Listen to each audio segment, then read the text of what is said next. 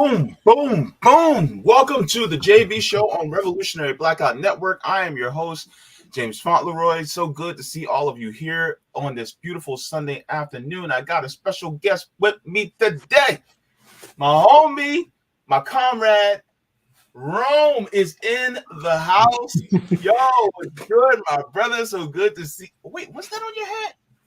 What? Oh, okay. I see you. Okay. All right. Oh, yeah, I just wanted to match the shirt, What's Yeah, going on nice. with you today? I know you feeling. Samuel, respect that, by the way. Oh yeah. I know Sabby, you love this hat. What's good with you, man? Man, I'm feeling good, man. Feeling good, about to get back to doing what I'm doing and whatnot. But I saw you yesterday. You was out there with the people, man. That was nice out there in that Florida heat. Boy, let me tell you, I'm surprised I'm not as skinny as you right now because that Florida heat made you, Man. yeah, suck all the water out of you. How was it, man? How was the giveaway and whatnot? How do people feel about everything? What area did you do this in? I know you live in Orlando, but like what was the hood that you was in? So we were in an area called Lake Eola, which is basically the center of downtown. So you have this big area called Lake Eola. It's a beautiful area. It's this big lake with this big huge fountain in the middle, and you have the Orlando amphitheater right there. And I showed that during the stream yesterday. And you have swan boats where people can rent and they can row, out into the middle of the lake. Yeah, man. And it's surrounded by, tall buildings. And it's just your swans everywhere, ducks everywhere. People walk their dogs. Yo, it's nice out there. It's really one of those parks where you'll get quite a few affluent people, people that got some money that'll go out there to enjoy the park, But then the part that people don't show you is the amount of homeless people that be out there enjoying the park too. And so I noticed this for years, like homeless people be out there at that park. And thankfully, the high was like 88, 89, not as hot as it typically is. Yeah. And plus, it was kind of windy because that lake is,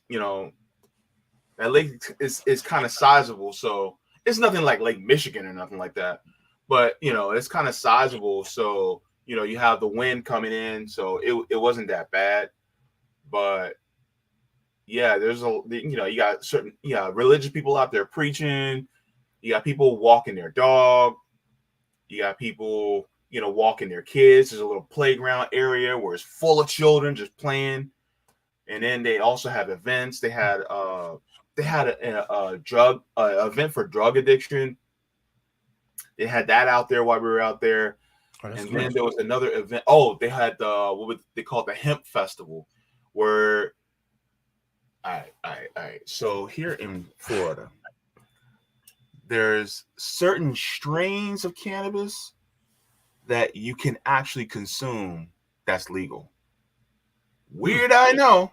Even though recreationally it's not legal, there's certain strains that's actually legal. There's always a loophole somewhere. Yeah, there's a loophole. But they had the hemp festival, where you can actually participate in that festival. We tried to go, like, after our event was over. We as a group tried to go to the festival just to, walk around, see what they got. They were charging $35 just to get in. I'm like, man, no wonder why nobody's in this. $35 just to get into a festival. Where you got to spend some more money. Yeah, man. And I'm like, what if I only had like $12 and I wanted, maybe a drink or something, and I have $4 to spend? I can't get in there to, spend it on that vendor. So I guess they not getting my $4 because they want to charge me $35 just to get into the event. I'm like, all right, sucks to be you. So that's we didn't go in. True. Yeah, but it was, and I know you know this, bro. It was bittersweet because we got to give, these things away, which is our goal, right? And I'll get more into it in a little bit because that's what we're talking about finally. But what hurts is that we didn't have more. Yeah. I wanted to I wanted to run out of homeless people to give it to. I didn't want to run out of stuff. Yeah. You know what I'm saying? And it just got to a point where I was just like, damn, like there's more people. And most of what we gave away at Lake Eola.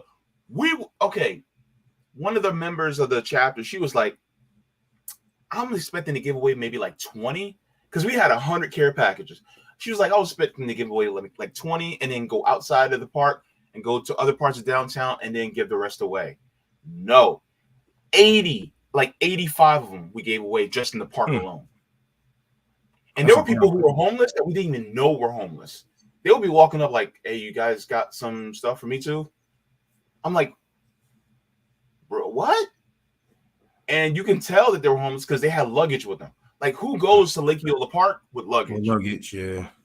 Yeah. And then they had their luggage. One of the dudes that we actually met was just became homeless Thursday.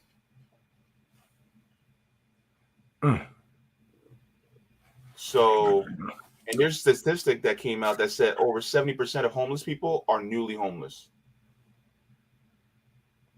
So, yeah, man. So this is, it was a bittersweet feeling. I got some footage that nobody has seen yet that was post the park when we went to the homeless camps. I got that too.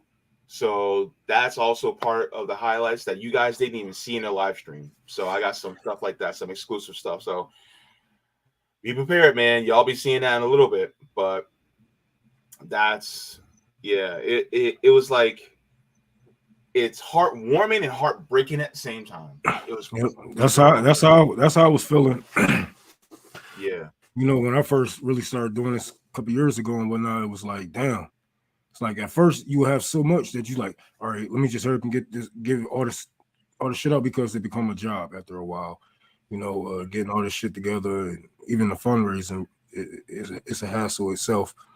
But preparing all the shit, it's another headache. And then once you actually get out there, you might do good in one area. You might take care of this one area, and everybody walk off, and you're like, okay, that's everybody. And you go to another area where it's way more people than you expected. Way more people need help, and then when you like, all right, that's all we got, y'all. We try to break down the bags or the goods or whatnot, try to share it in between the people. It's just never enough. But what I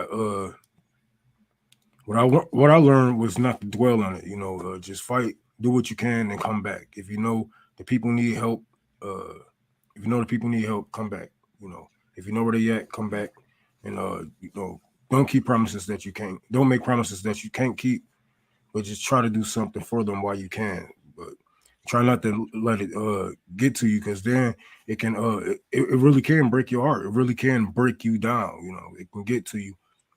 It can what I'm saying? It can make you just not want to do it at all. You still got love for the people and whatnot, but you looking at it like, what can I do? What can I do about this? This is too much of a problem for me myself. So yeah.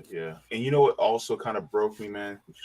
One of the dudes at the homeless camp looked like he could be your older brother, bro. Like he favored you, bro. And I was just like, damn. I looked at one of the dudes. I was like, yo, he looked like Rome. He's like, yeah. I was like, damn. Like, dog. Yeah, man. It's just probably my cousin. Probably my cousin. Maybe, I mean, we all related in some way, shape, or form. So all my family in Florida. Well, most of them. Oh man. But yeah, man, we'll get to that. And there's some positive stuff that I want to talk about too, because I want to end the stream on a positive note. So we'll get that into in a second. Good to see all of you here today. If you guys have not already, if you guys like the stream, push us out into the algorithm, go ahead and do that as well. We're also raising money for our graphics designer, Erin. If you guys have not, we also do that as well. She does our clipping for our clips, as well as our graphics graphics as well. If you guys go to Venmo at Revolutionary Blackout or Cash App $ Mutual Aid Forever, so we can make sure she's paid adequately. So thank you so very much for that. Good to see all of you here in the chat. So what are we going to be talking about today? Cops torture in Louisiana. And yes, you see that picture of the gentleman. He is being detained by cops, and he's not in a police station. And then after that, we're going to be talking about the highlights of Orlando Mutual Aid by Revolutionary Blackout Network. So we're going to be talking about that as well. So that's going to be on the show today. But the first thing we're going to be talking about is what happened in Baton Rouge, Louisiana. This was a tough story. Rome, you shared this with me, and I was just like, yo, this is crazy, bro. So I have a video that I would like to share first, talking about what happened. This gives a more of an overview, and then I have the articles that goes deeper into it as well. So stay updated about break. In Baton Rouge, Louisiana, is under scrutiny because of lawsuits that claim officers tortured detainees in an off-site warehouse. NBC News Now correspondent Stephen Romo has more on the disturbing allegation.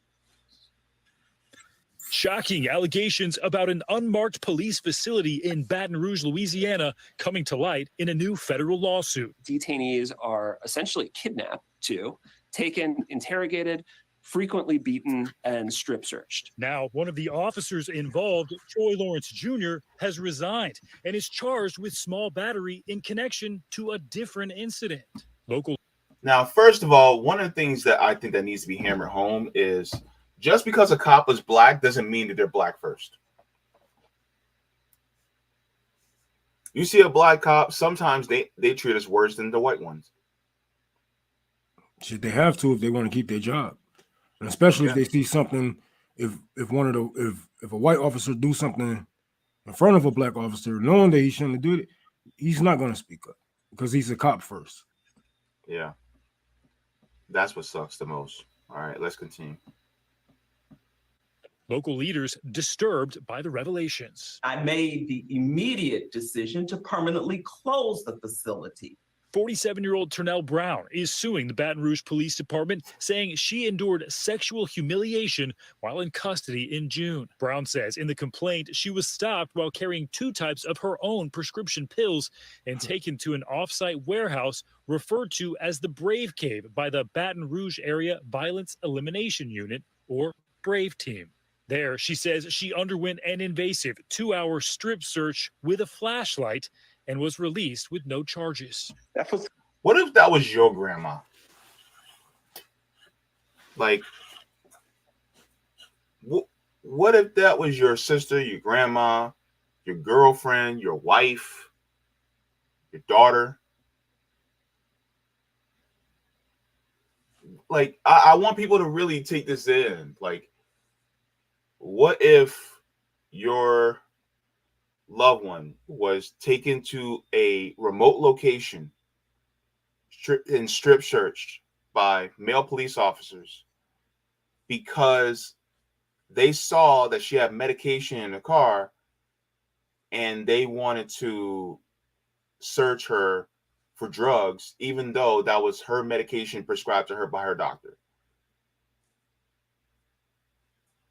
Like, even if, bruh, even if it was illegal drugs, even still, that shouldn't have happened.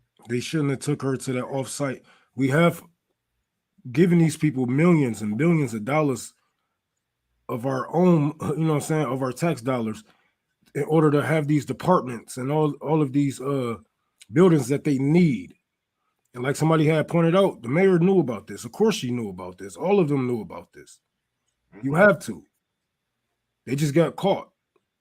They just been caught. So now it's time to clean house. And who's going to be the fall guy? Because I'm not going down for that. Even though she should. But this is what they do to black communities.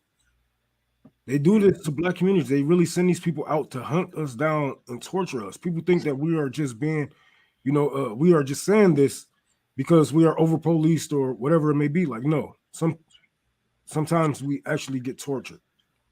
We have to live in hell in our own communities because of these people. And like I say, if you are a Blue Lives Matter type of person, if you still back the blue after this, well, get these police officers that you send in our communities and put them in your neighborhood. Since you love them so much, put them in your neighborhood. Absolutely. All right, let's continue. That facility has been around 19 years. Facility is called the Narcotics Processing Center. Were you aware that it was used for strip searches? No, the strip search, I was not aware of that. It's not just the existence of this facility that's under scrutiny. The department's broad stop and strip policy is also being questioned. It allows officers to strip search civilians without arresting them. Do you think that There's part of me feels like the chief. So they raping motherfuckers. Yeah.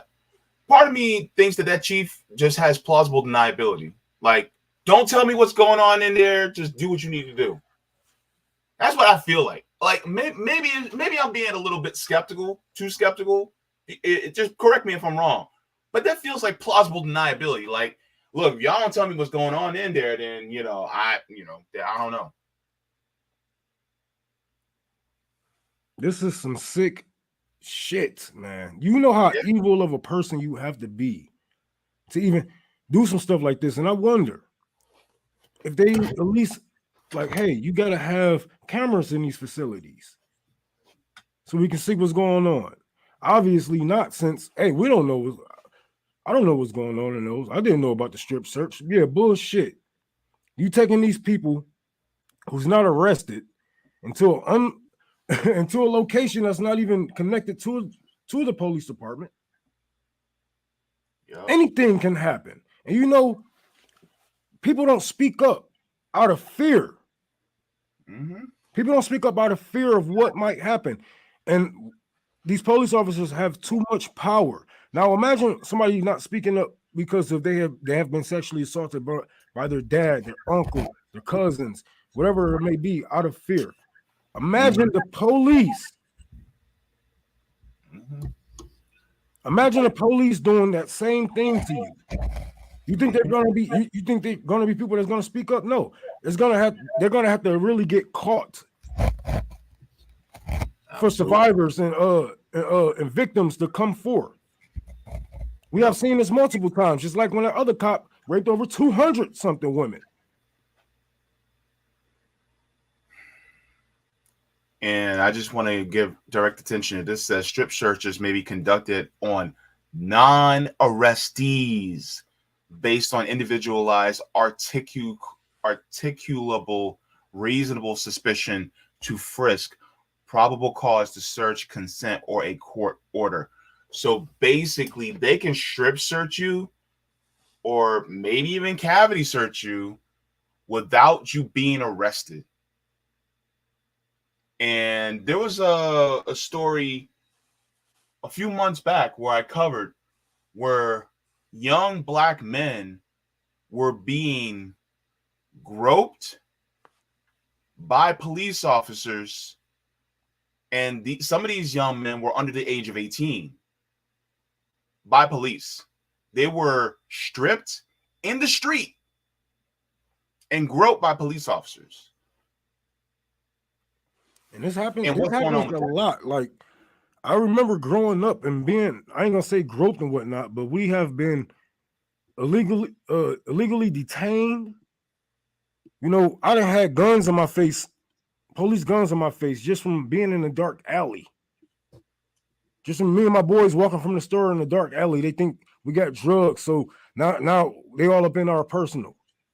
Wow. And it gets like, man, you should see how they treat our drug dealers. I'm not saying, hey, drug dealers should be treated should be treated fairly and whatnot, but people are just living how they're getting how they live. They aren't worse than big pharma and whatnot. We don't need pushing what they giving, right? Sometimes they go on a nigga ass crack in front of your boys. You know how that look? How y'all gonna talk about this at you know? But this is how they and nobody do nothing about it because they're the police. What can we do? But then when a police officer do get hit, everybody like, oh my God, this is so tragic. Why is people shooting the cops? What you mean why people shooting the cops? He just went in my asshole in front of my best friend. But yeah, I mean, there's literally sexual violence, bro, being committed by agents of the state. There's all types of stories why cops get blue. Yeah, but they bring it upon themselves, just like this. Now, what would happen if the neighborhood would rise up and just burn all those facilities down? Rightfully so. Yeah. And here's the funny thing. And let me take this down just to make the point.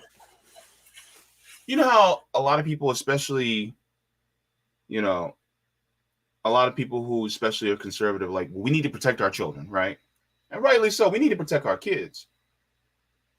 But police are literally detaining minors and groping them and committing sexual violence against these young men. And yet nobody says a word about those kids being protected. Like, I thought you guys were about protecting kids. Are we going to supposed to even talk to kids? They don't even supposed to talk to kids without your parents present. If you're 16 and younger, they're not even supposed to talk to you at all.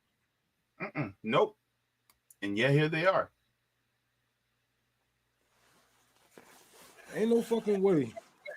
People saying, "Oh, we can reform this," and like, no, like, and a lot of people are right. You can't reform this. What you do is you get rid of these people. You get rid of these people and you get the people in the neighborhood to control their own neighborhood. You give them the power. Give us the weapons and all the fucking money that you was giving these police departments. And I trust me, crime would go the fuck down. Yeah, we have a vested interest in our protection. You won't need the fucking police. Yep. All right, let's continue.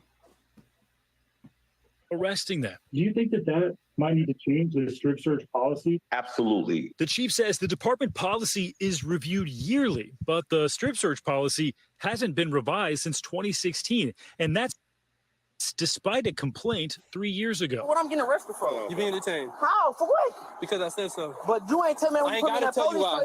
Last month, BRPD hit with yet another lawsuit. This time, 22-year-old Jeremy Lee says he was beaten at the offsite facility and left with a fractured rib, among other injuries. According to the Baton Rouge police chief, it was Lee's complaint to the department in July that led him to disband the Brave unit. Lawrence Jr., a member of the unit and an officer named in both lawsuits, was involved in at least 4 other lawsuits alleging assaults that have either been dismissed or settled. The police department is conducting its own internal affairs and criminal investigations, as well as asking the FBI to get involved. Do you know of any other cases that could be in the works regarding the Brave Cave? We do. There will be more. Stephen Romo, NBC News. So they have a torture facility in the Black community.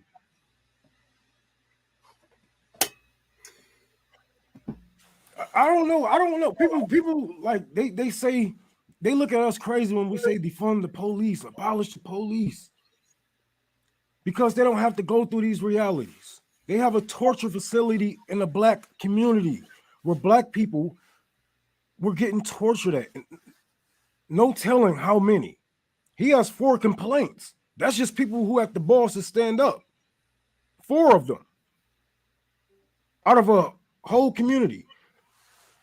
I guarantee there's hundreds, if not thousands, of victims living around there. Probably have to pass up that damn facility every day and think about what had took place behind that closed fucking gate.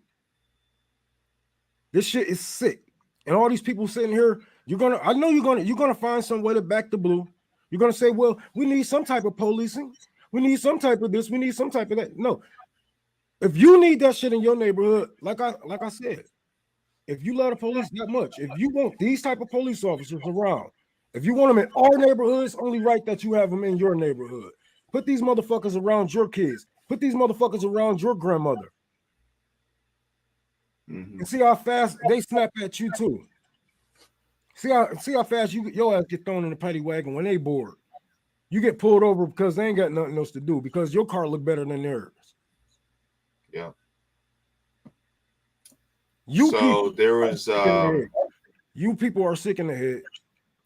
If you can see this story and still try to ease your way out of this corner, try to scoot your way out of this corner, and still you are no different from these men who have been torturing these people in this black community.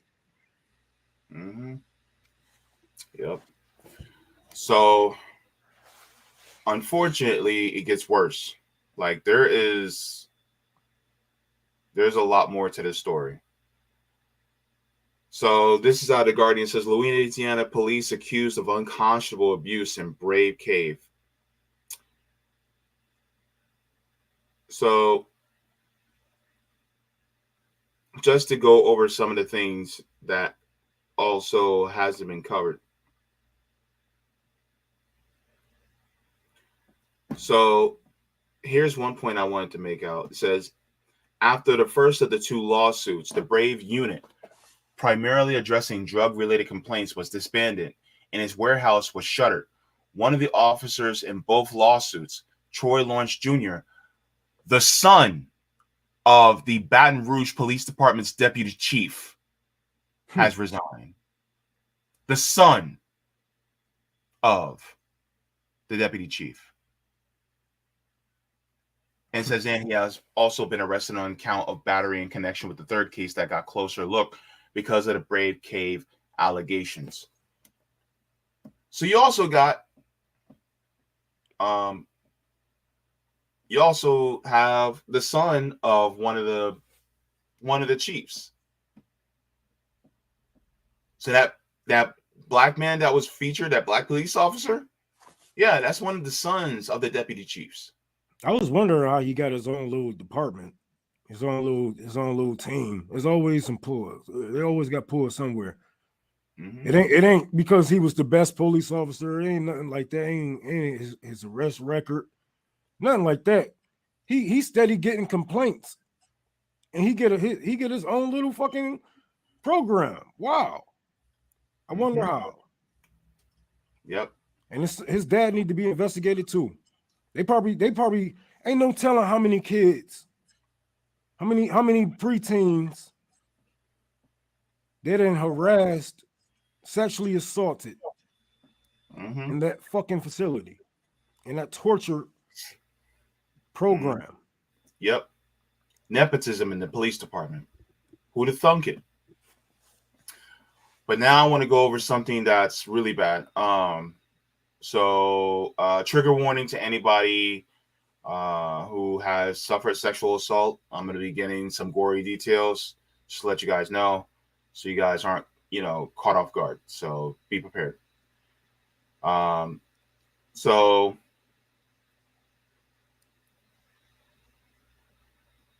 it says the lawsuit filed Monday by Baton Rouge grandmother Ternell Brown provides chilling details about one such search.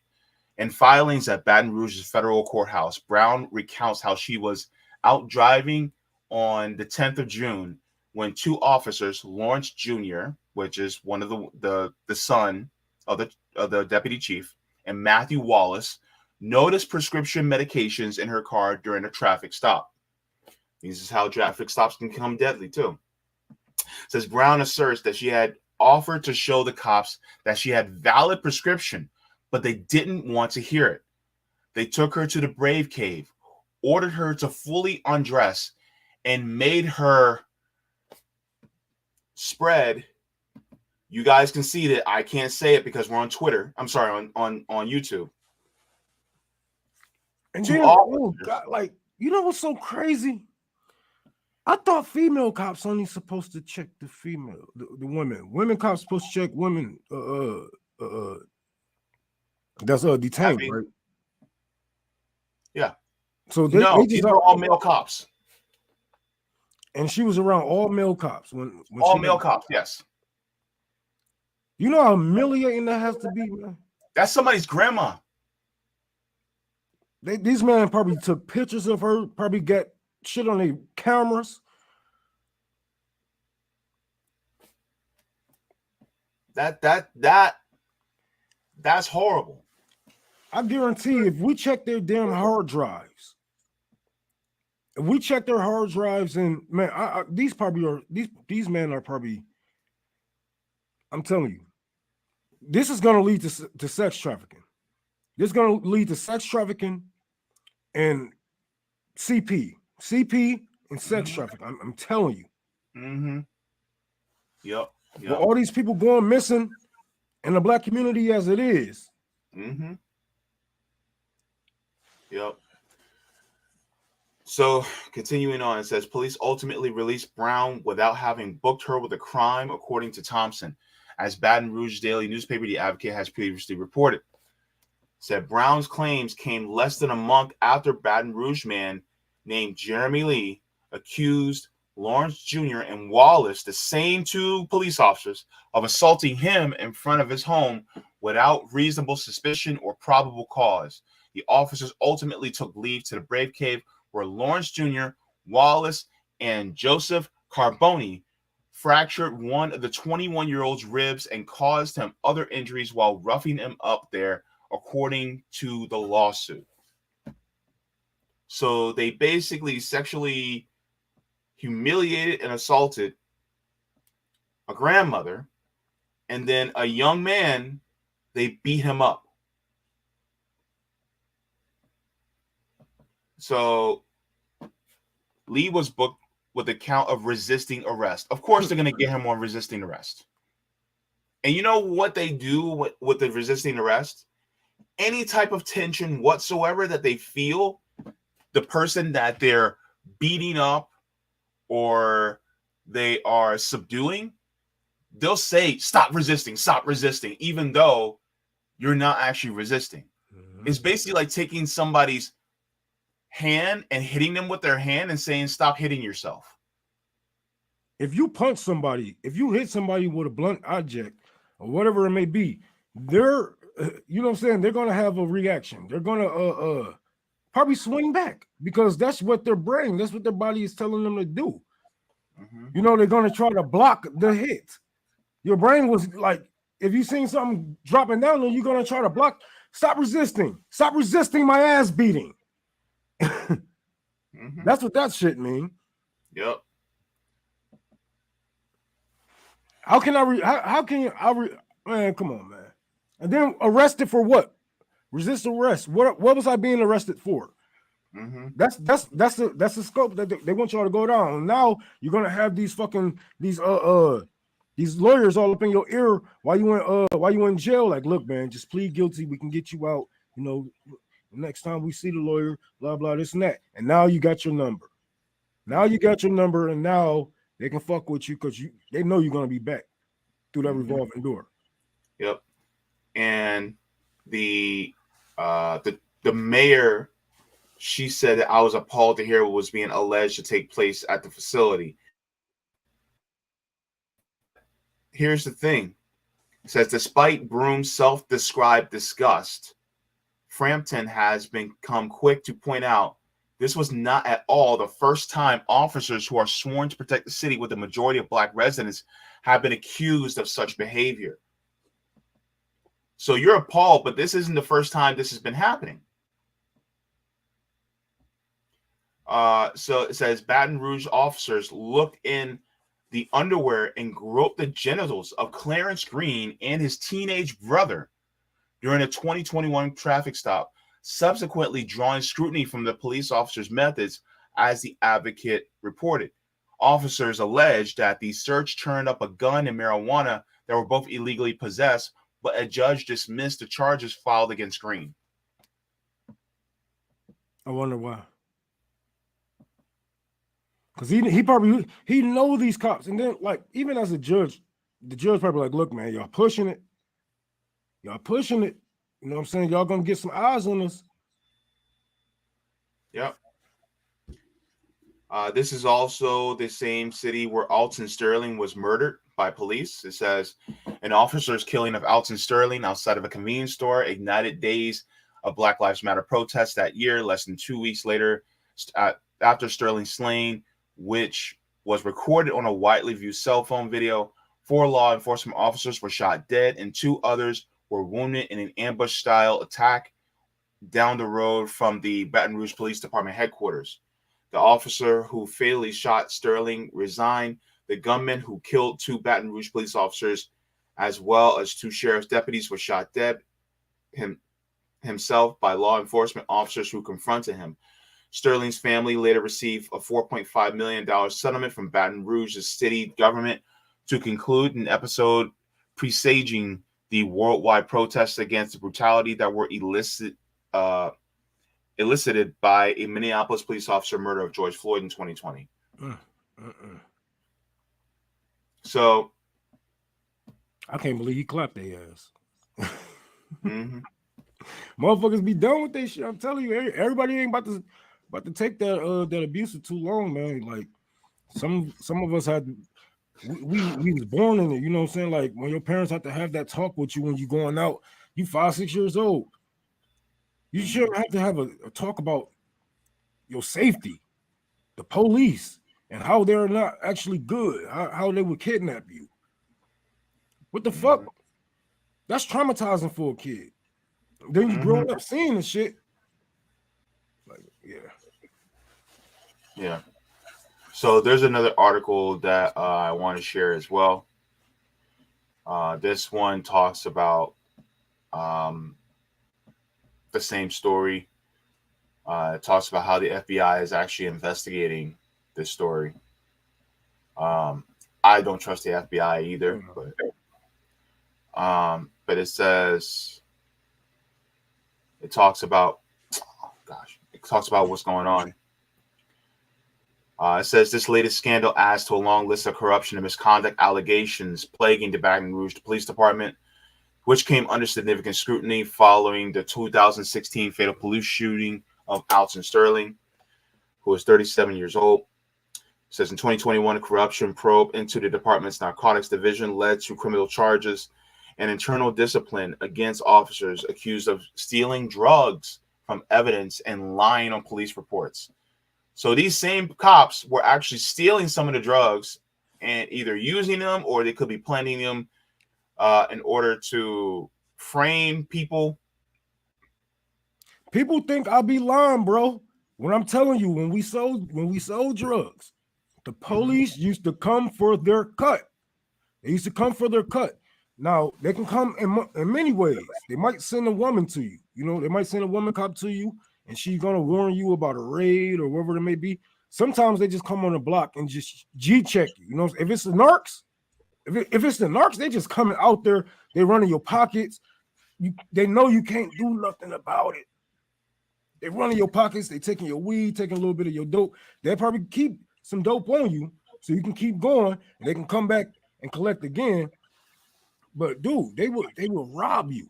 They will rob you, man. I remember we was in a raid. We was getting raided. These motherfuckers took our TVs. They took our GameCube, took our Nintendo. They took everything, though. They just took all our shit that we bought with drug money, right? Took our drug money and left a whole bunch of drugs. Sometimes it be like that. And the police, who gonna do something about it? We gotta pay them to stay on the fucking streets, because they can always shut down our fucking operation. So, yeah.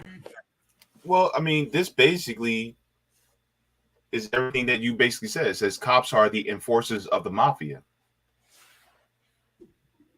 Man, I had to explain to my mama what the fuck my GameCube was. Do you understand how much a GameCube was back in the days? Oh, yeah. They were like $300-400. Man, I had all the games. I had Mario, I had Link with Zelda. Man. I still got a GameCube, by the way. Man, lucky motherfucker. Yeah. Yep. So let's continue just a little bit, and we'll finish up with the story.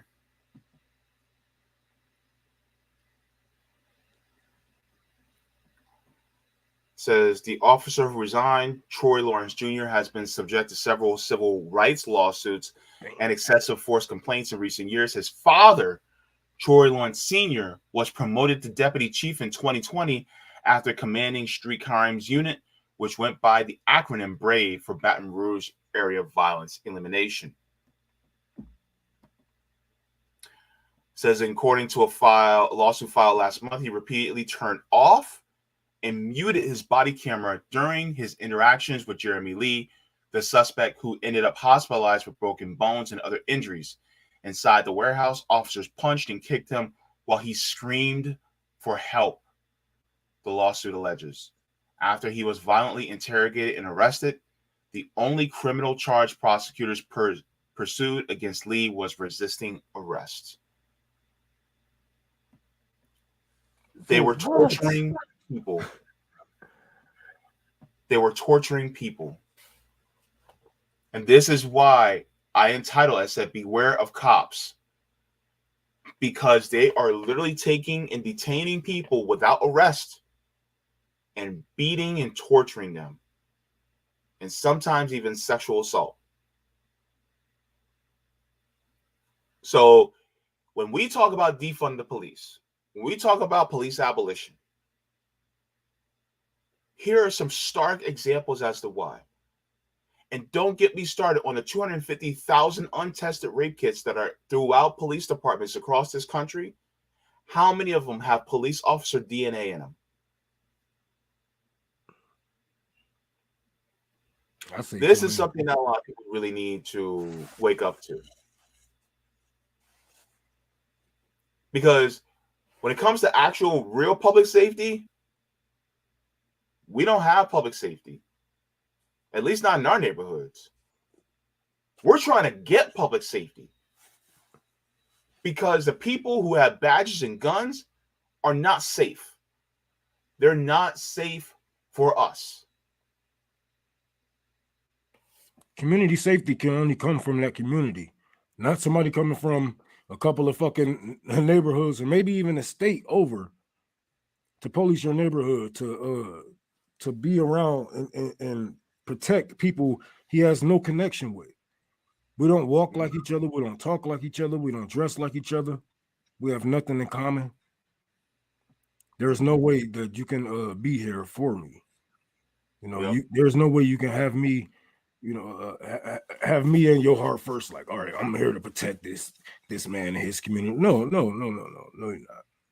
Like, I remember I was cussing out the police. Like, nigga, you don't even live in Detroit. You know what I'm saying? He was like, yes, I do. Yes, I do. I was like, where you from? I was like, well, I'm from Ann Arbor. I was like, no, I ain't trying to hear that, bitch. Ann Arbor is not Detroit.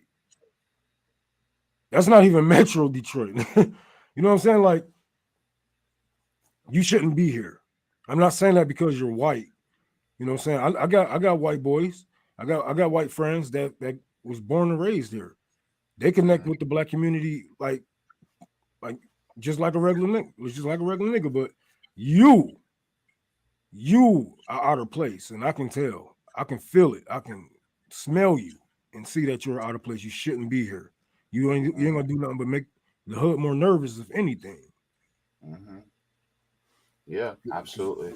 Because the way he was just standing there, he looking like he would go for his damn gun. I'm like, look at you, man. You shaking? You can't do this shit, man. They put you on the east side. They want you to die. Yeah, basically. So, like I always say, 10 demands for justice. Share this, read it. You know, spread it around, because that's what a lot of times people just do not. Nick, I see your ass in here. Nick, you better bring your ass on this stream. Anyway, he just waking up. He like, shit. Yeah, he probably just waking up. Anyway, good to see you though. So yeah, 10 demands for justice. Nick is also one of the co-founders for this. So make sure to share this, because the thing is that every single time something like this happens, and I know people are going to be like, oh, well, you shouldn't politicize this. No, yes, politicize this. Politicize it. Make it known that the people who are in power are the ones who push this type of thing. Pin this on Joe Biden. Pin this on Maxine Waters. Pin this on Jim Clyburn. Pin this on AOC. Pin this on Pramila Jayapal, on Jamal Bowman. Pin this on Donald Trump. Pin this on the mayors, the red state mayors, as well as the blue state mayors and governors. Pin this on all of them, because they all bear a responsibility for all this, right? And there's 10 of them, and it is vital that we learn what these are. And by the way, maybe this could be considered as a shock to some people, but if you wanted to go after these people personally and sue them personally, you couldn't because of qualified immunity. By the way, people like RFK Jr.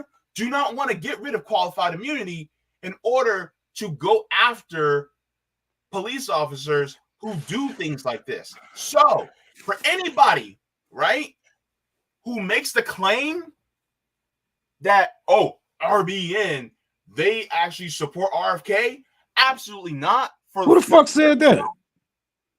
I'm not going to get into it because there's somebody who said that, and it's a bunch of bullshit, and I'm addressing it right now. Number one, we don't stand behind no Democratic candidate, number one. Number two, this is the same, RFK Jr. is the same motherfucker that said to a black journalist, oh, well, I'm for qualified immunity. By the way, I actually talked about this about a couple months ago. Go back on the Jaybe show and go ahead and take a look at that stream. It's called Qualified Stupidity. I titled it that. Oh, yeah. Go ahead and take a look at it. But RFK Jr. said that to black journalists, and then a white journalist asked him about it, and he said, oh, no, I actually don't want to get rid of qualified immunity. So, by the way, so just in case anybody knows, nah, RFK Jr. is not down with black people the way he tries to pretend that he is. So, nah, let's quell that as well. Of course he not. What the hell? He's what kind of motherfucker? He's a Zionist. Of course he don't fucking like black people. Exactly. So this whole thing with people thinking, oh, well, RBN supports RFK Jr. No, the fuck we don't. Hold on, man. These niggas, first of all, they need to get off our dicks. They need to get off our dicks. They need to stop lying. You know what I'm saying? Because it makes them feel better about what we actually doing. You know, because what do they have? We all on the ground now. We all got our chapters. We all doing, like, we making everybody look bad, baby. You know what I'm saying? We here. We on the ground. We on the internet. We here. We're there. We doing everything that y'all said we can't. All y'all got is lies, my nigga. That's all you have is lies. But you know what I do have for you is a little bit of empathy, a little bit of sympathy, just enough to tell you to get off our dick and get your shit together. Like, you know, because y'all could be a voice on the left if you actually, you know, stop lying on people and actually stood for something instead of trying to bring people down, trying to bring or trying to muddy the waters and whatnot. You can't speak for people who's saying, hey, go support third parties, go support this, or don't vote at all, because that's what I'm here for. I hear don't vote for me. I hear support third parties. I'm hearing this nigga CJ say some other shit. Everybody got their own thing, but nobody said anything about a Democratic nominee. Not one. Y'all want us to. Y'all want us to vote in the duopoly. They want us to, oh, these people going to vote for Trump. They're going to vote for Biden. No. Y'all want us to be weak like you because that's what you plan on doing. That's what you plan on doing, and you failed for that shit before. So you think that we're going to, like, no. They're looking to get these audience and that audience. No, we're looking for revolutionary people. And if you're not revolutionary, you will be by the end of the fucking week if you keep watching Revolutionary Blackout. I guarantee it. And I'm going to put a line in the sand. If you're not against qualified immunity, you do not care about black people. Of course, what the fuck? Like, if you a Zionist, Yeah, if you If Zionist, you you are don't a care about black Zionist, you are a fuckist. You are a pig, bottom of the barrel type shit. You know what I'm saying? Zionists, in any way, anybody from Marion Williamson, Joe Biden, all of them are pigs, war criminals, war hawks. These motherfuckers, like, what is RFK and stance on the wars? I don't pay attention to him too much because his voice gets on my fucking nerve. I'm not gonna fucking lie. So I don't pay attention too much. But I know he ain't about stopping no fucking wars. I know he ain't about stopping the war that's going on in Palestine. So I know damn well he ain't about to stop no wars. No. So that's the thing. Like, and we have a special relationship with people in Palestine because the things that are being done against them, the police here go train with the IDF, and then they bring that same practice back over here. And then they do the exact same thing to Palestinians that they do to us. So, yeah. So, by the way, free Palestine. I'm standing up with my whole chest. So, what's wrong with these people, bro? Yeah. They hate. They like, oh my God, why haven't they fucking failed yet? It's been 2 years. Why they still going? This is it. This is the new face of the left. This is it. We the new face of the left. Mm-hmm. We are the new voices of the left. All that lazy bullshit yelling in front. Like, we can do both. We can yell in front of your camera all day, and we can go feed your bitch ass. It ain't that hard. It ain't that hard to make these motherfuckers look bad because they already make themselves look bad. Look at them. They run in circles every time. Oh, they run in circles with a love-hate relationship with the Democratic Party. Oh, fuck the Democrats. Fuck them. We're not voting. Oh, who's that over there? Oh man, that's a big scary man over there. Look like we're going to go back and vote for the Democrats, guys. And then when the Democrats get the power and they ain't doing shit, man, fuck these guys. Who's that over there? A bigger, scarier man. This time he has hair on his arm. Hey, I got hair on my arms, man. You a big scary man, Jaybe. Oh shit. Oh man. But yeah, so share 10 demands for justice. Share the stream because this is what's actually happening. A lot of people do not realize what's going on, so that's very important. I also wanted to yes, Gregory, thank you so much. He said, did y'all hear about Georgia Democrat U.S. Senator John Ossoff supports Cop City in Atlanta? Of course he does. All of them do. Of course he does. How much you want to bet Raphael Warnock also does? I bet you he does. Right? And nobody if he says he is going to challenge any surprised. type of power, why wouldn't he support cops? What the freak? Like the cops are there to protect his capital, protect his city, his like yeah. No, give a fuck about y'all motherfuckers, of course. And by the way, all those higher up people who are black in Atlanta who are supporting Cop City, yeah, forget them too, man. Because the thing is that they know it's wrong. They just don't care because to them they look down on black people who are in the lower classes too. That's what it definitely is. do. Nobody give a fuck, man. Like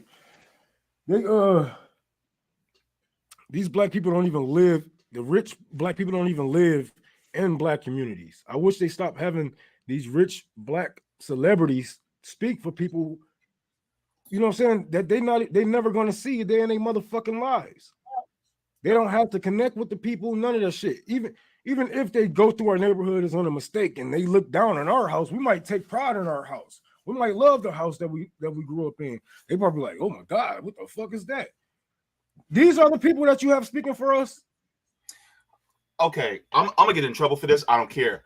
Michael Render does not deserve the word killer in his name ever again because he lost all that street cred.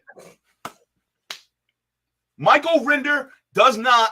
He will no longer be called Killer Mike to me. He's Michael Render, rich dude from the suburbs. That's it. That's all. I don't care if he supported Bernie. That's it. That's all. I'm past Bernie Crooked too. Eye. No. Crooked Eye is the rapper, it's the artist, it's the anti-imperialist artist, it's the anti-cop artist that y'all think Killer Mike is. Listen to me, Crooked Eye. I know a lot of people don't know who Crooked Eye is. Crooked Eye, he's been here since Death Row. This motherfucker been anti-cop, get your shit, get your guns, all that shit. He's been the Killer Mike that y'all think Killer Mike was this whole time. I'm telling you, he's unappreciated, but the nigga is better than him lyrically. So, and like you will be missing nothing. When I stopped fucking around with Killer Mike, I stopped fucking around with Killer Mike when we was all working for Bernie Sanders. And he was just weak. He was just like real weak when it was time to be strong. Like, I had unfollowed him, and then I unfollowed. I think it was Tim Black, not long after. But I was like, I don't need. I'm good. And he unfollowed me too. And fuck it. It is what it is. But I didn't like that he was a landlord, and he was just weak. But Crooked Eye is the motherfucker who y'all thought Killer Mike was. Gotcha. So let's go to the chat really quick. And just so that you guys know, if you guys have not liked the stream, please make sure to like the stream. Yeah, cool. So if you guys would like to, you guys can also help us out with the labor for our graphics designer, Erin. She does an amazing job. You guys can go to Venmo at Revolutionary Blackout or Cash App $ Mutual Aid Forever, so we can make sure to fund her and the work that she does adequately. So thank you so very much for that.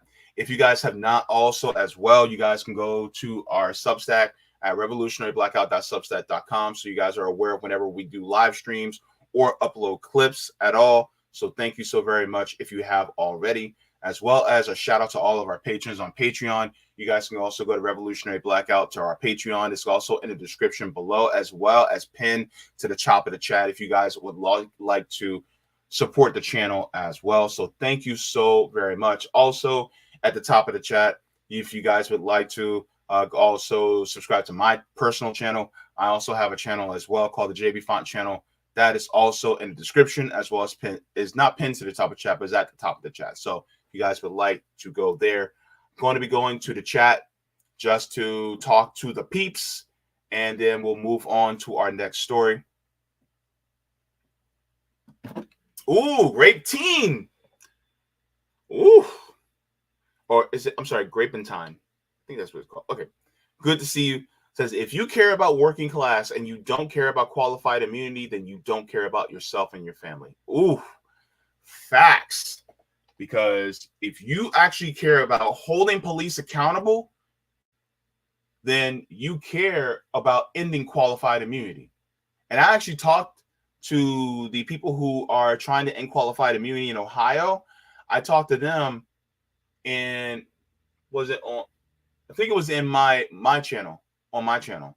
So go and look at my channel. I talked to the people who wants to end qualified immunity. That was a great, in Ohio, they wanted to do it via ballot initiative, which is a great idea. So it goes around the politicians so that you can actually end qualified immunity. So you can hold police officers accountable. That's very important. So thank you so very much. Cobra Commander, good to see you. He says, the IDF train our police as well as Colombian military. I did not know they trained the Colombian military, but that makes sense too. So thank you so very much. Let me see. Seven Sword Mary says, mass murder and mass destruction for profit, cannibals addicted to blood and death. That's basically what I see them as. Let me see. Jacob Crow is Jim Crow. Okay. Thank you so very much. Let's see. Whoever says rich people always think that the police are a good idea. Even middle-class people do a lot of the time because cops don't treat you the same way if they think you can afford a lawyer. That's a good point, too.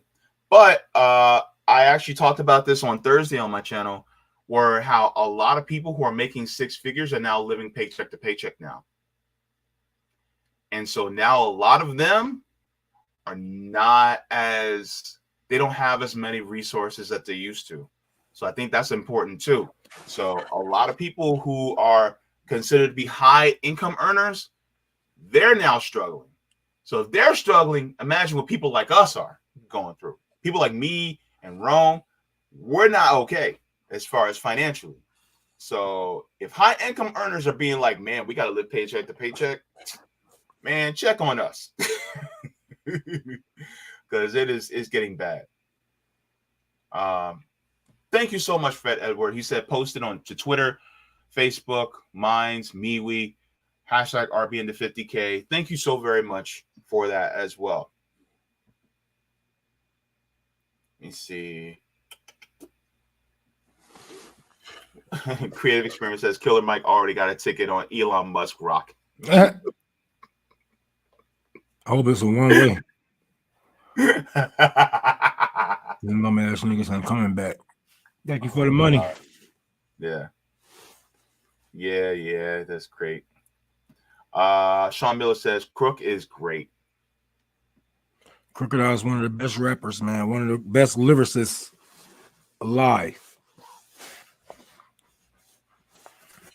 Yeah. I think he's better than Eminem, actually. Yeah. Oh. Okay. You know, I'm my favorite rapper, you know, so it says a lot. Okay. GB Black says, much love to Cuddly Michael, who really showed me we have no heroes and to take that with comfort. Okay. Thank you so very much. Just trying to make sure.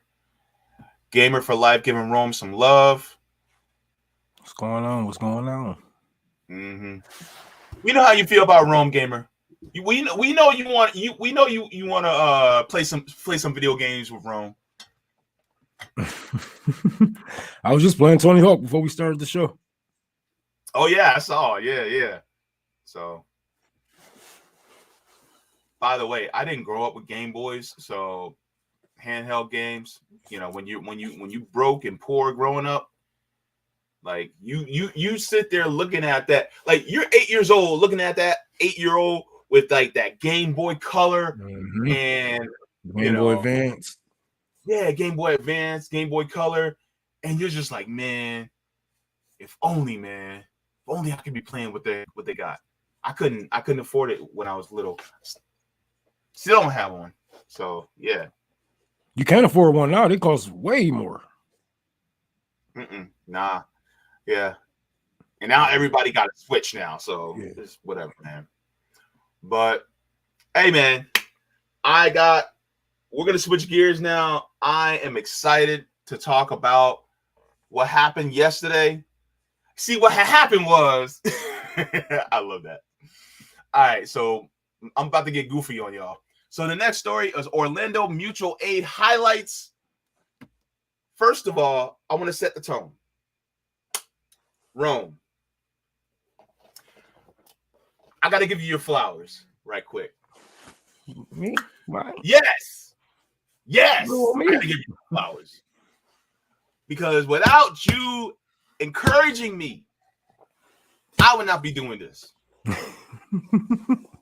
You said, hey, get your ass out there and start helping people. I said, me? You said, yes. You I'm like down here. I'm like, me? And Ron was like, yeah, you can do it too. Get out there, motherfucker. Because I know you can do it. I was like, well, I don't know. I'm disabled. You know, I'm broke. He's like, man, I'm broke too. I can do the same thing. You can do the same thing just as me. Do it. If they say you can't do it, fuck them.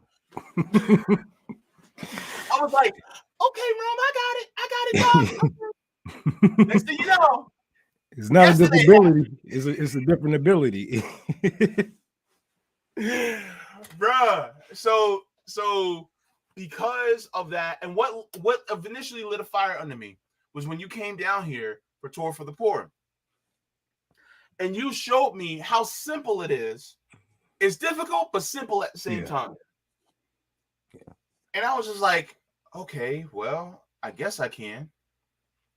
And so I just jumped. And we started the chapter. Got some brilliant people in the chapter. Shout out to Sabiha. Shout out to Cam, part of the Orlando chapter. Thank you so much to Kevin for helping out too. Kevin jumped in, right? And I don't want to forget the gentleman who also helped us out yesterday.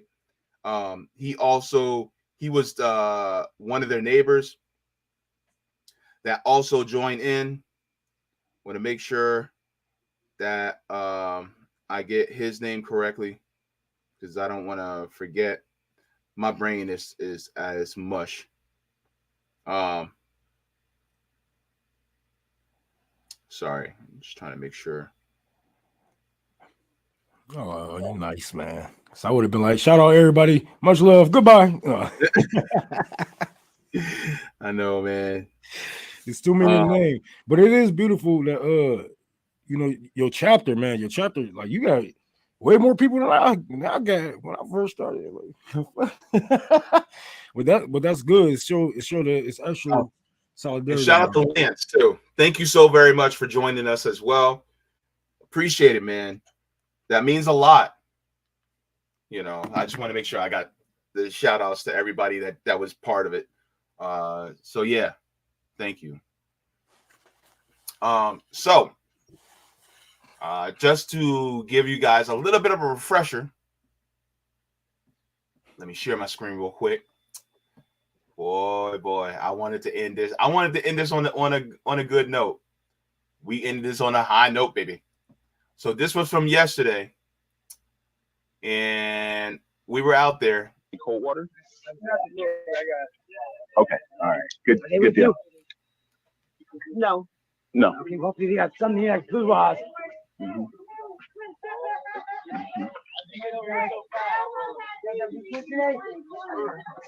All right, so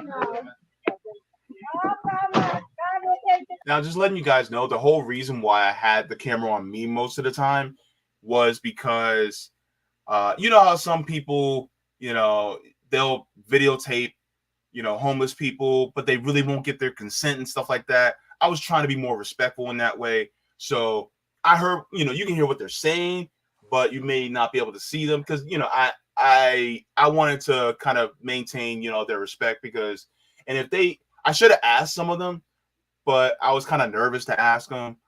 But if they, that's one of the reasons why, because I really just wanted to respect, them. Some people don't want to be recorded, even though we were in a public park. I still do this. A lot of people don't want to be on camera. Like if I have cameras around me or somebody is recording and whatnot, a lot of people don't want to be on camera, man. You got to respect those wishes. And, a lot of people, believe it or not, a lot of our homeless people are on the run and stuff like that. So, they try not to be seen in certain places, certain areas, or whatever the fuck it may be. But you just got to respect their wishes and, just make sure that the people know, the people that donated, the people who, contribute to this cause, let them know that it's still going on, this is still happening, the people is getting help. As long as they see you out there, I'm pretty sure, it should speak for itself. Yeah. So we don't need to see the motherfucking homeless person take the shit, eat the shit, wash up with it. You know what I'm saying? Like, we out here. Yep.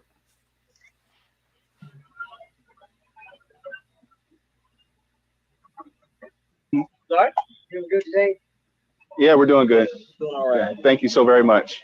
We're blessed today. I'll say that. Tonight, bro. Shoot, I've been here trying to clean tonight's rooms on the car and just get a plate of food. I'm hungry, man. I ain't got no work right now. I ain't got nothing to eat. That's another thing that is something that we have to do for next time is for food. But unfortunately, they will ticket you or maybe even arrest you for giving away food in downtown Orlando.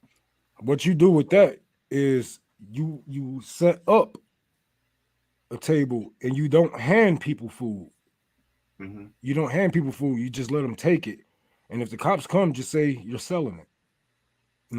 You might get a ticket for selling without a permit, but you won't go to jail for giving away food to the homeless. Now, Yeah. Who table is it?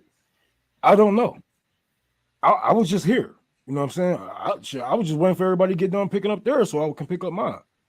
Mhm. You know, so that way there's no face, no case, nobody connected to it. But just set up the table and let people do what they do. Set up the camp, whatever the fuck it may be, and the people going to take what they need. Oh, we figured out a way around it, by the way.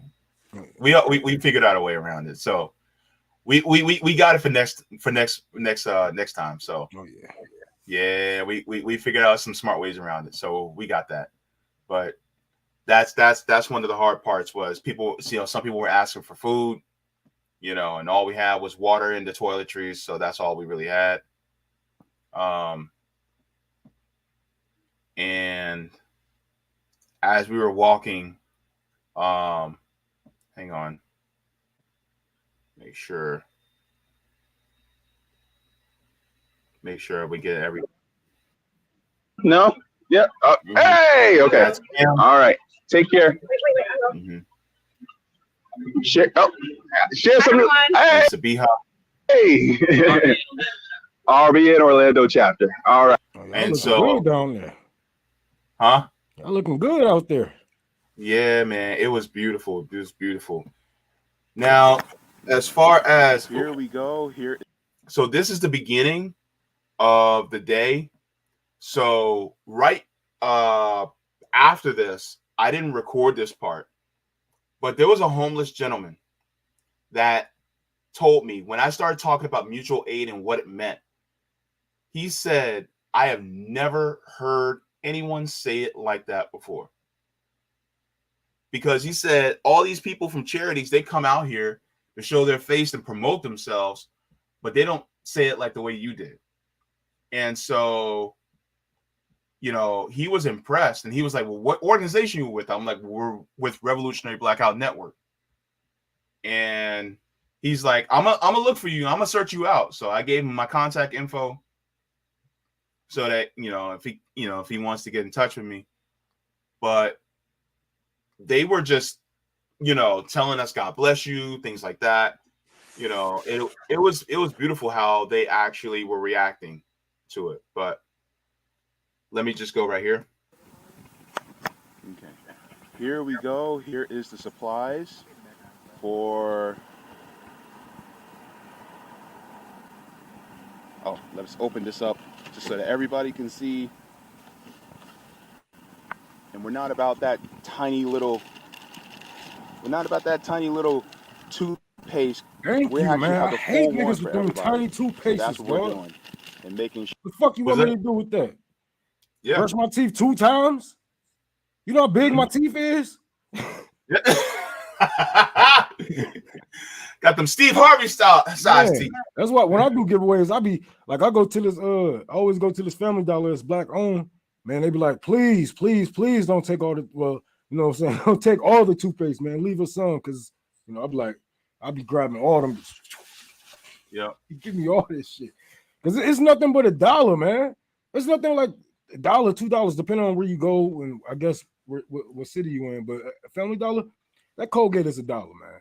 You buying this, you buying that little thing that's like 25, 40 cents, man. You wasting money.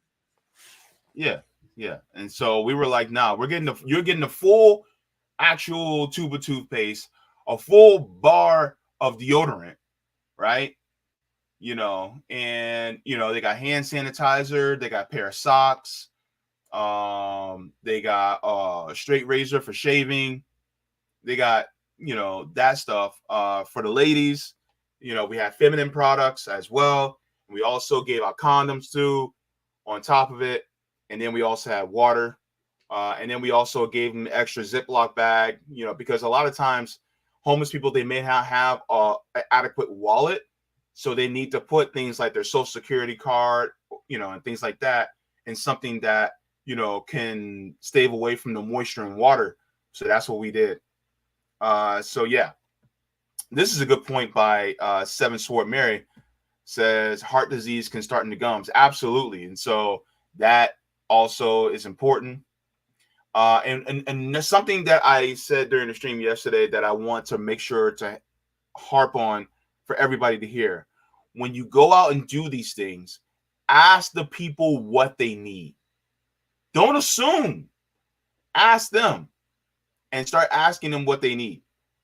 And so one of the things that we were asking people about was, for instance, like for healthcare.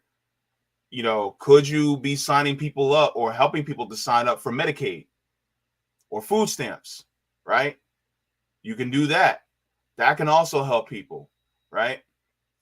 Be careful with that, though. If you're going to help sign them up, make sure that if you can print out paper applications and even give them like stamped envelopes so that they can have it sent out, so that they can have it. That's another possibility of something you can do. So these are just some of the ways in which you can help your fellow neighbors out in these areas. And you can use your bigoted family member addresses to help them get an ID. If you want to stick it to the man and you can't touch the man and you mad at your dad or uncle, whatever, use their address and let a homeless person use it for their ID. Use it to let them get an ID so it can help them get a job or whatever the fuck it may be. Help them get off the police, help the police get off their asses once they have identification and stuff like that. Yeah. Use your bigoted, your racist family members' addresses to help the homeless, especially those that hate the homeless. You know what I'm saying? That auntie that don't never help the homeless and talk down on them, use hers for sure. All right, so let's continue really quick. Sure that our neighbors actually have what they need. So we're going to be delivering this. There's more in the car, actually. So just in case anybody's wondering. So we're going to be delivering. But you guys see how full this box is. It was full. By the time we got halfway around the park, we were almost done. Delivering this at this beautiful park where a lot of people who are homeless go to basically see some beautiful scenery and not have to worry about being in a concrete jungle too much. So, yeah.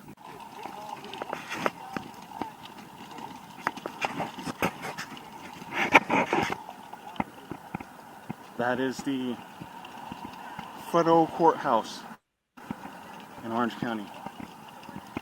And we are now entering Division, which is in Central, which is basically we're going into the hood. So we were in the city, now we're going to downtown hood. So you just discovered a tent city right over the street over on Terry. How many would you say, like, guesstimate, like, how many people?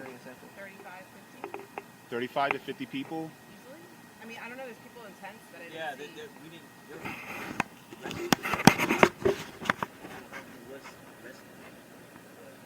God, and it's hot out here. You know, hurricanes every couple days. It's hot out here, but this is actually a nice day. Yeah. Imagine July. Yeah. July, it's unbearable. Yeah, because we're hitting like 95 to 105, and the humidity out here is like, super high. I mean, anybody who's visited Orlando, Florida, it gets very hot out here. And so I'm starting to soak. I'm soaking already. Yeah, on Terry Street, because on my way to dialysis, I passed it yesterday morning, and I saw it on Terry. Yeah, we're hitting Terry first. We have to. Next time that's what we'll go next. Yeah, I mean, I can't believe that. Because honestly, I thought we were gonna give away like 20 in Lake Yola, and then I thought we would have to go somewhere else. I didn't think that we were gonna give everything. Yeah. Most of our stuff away at Lake Yola. Yeah. Meanwhile, we gave away 80 in Lake Yola. Like 80. Or over 80. Yeah. Probably 85. Yeah. And then as we walked towards here, we started giving out some as on the way. I didn't think we were going to give away 100 today. I thought we were going to give away maybe like 40 or 50. Yeah. I didn't realize. But honestly, when you think it's bad, it's worse. Yeah. And just so that everybody knows, when you're in Florida, like you guys will do drives for like coats, jackets, things like that for warm clothes, just so that people can stay warm. We have the opposite problem here, especially in the summertime. So the homeless get so hot that they risk heat stroke. And so if you go to a lot of the homeless camps, like all the homeless people are under tarps because it's just that hot and they can't survive. And so they're always at risk for heat stroke. So up north, people can freeze to death. Down here, people can pretty much burn to death. And so that's how bad it is down here. That's fucked up. So, yeah. Let's continue. And that's what hurts the most is that I'm gonna be honest with people, is that if you're trying to do this work, be prepared for the emotional aspect of it too. Because people, you don't want to see that. But at the same time, you're trying to do whatever you can to provide some relief. I almost, like last time when Rome was here, when we were doing tour for the poor, I almost cried. I almost started crying because there was this one guy. He had dreadlocks. He was very disheveled, dirty clothes.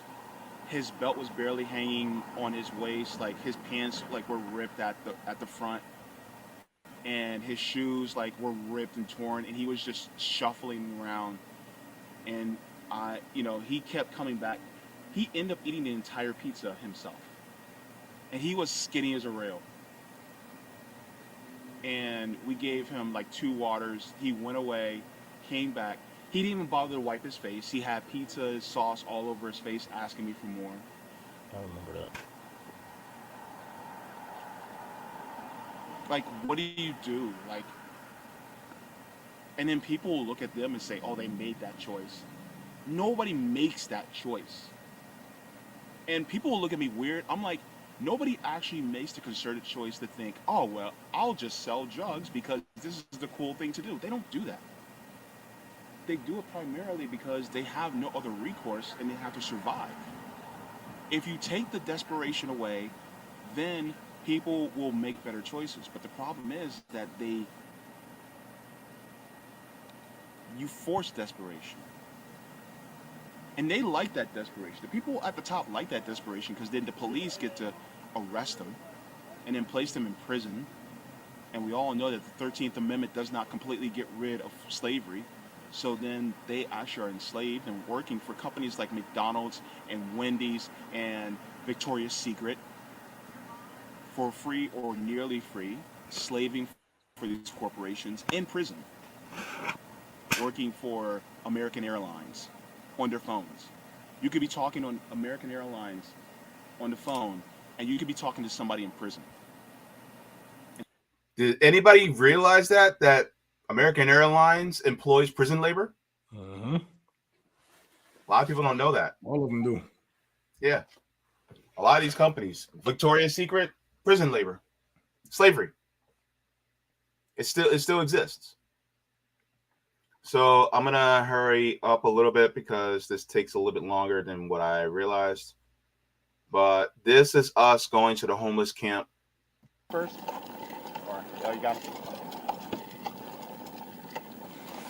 See, I was smart to get something on wheels. I always forget to get something on wheels. Yeah. No, those things came in clutch. I'll be honest with you. We had 2 of them. The other one's with the other one. This is at the end of our event.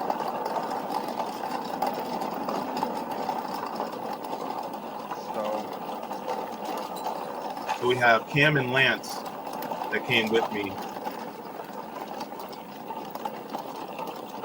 walking around with some extra waters. Would you guys like some? Does need extra water? So this is the homeless camp that we went to.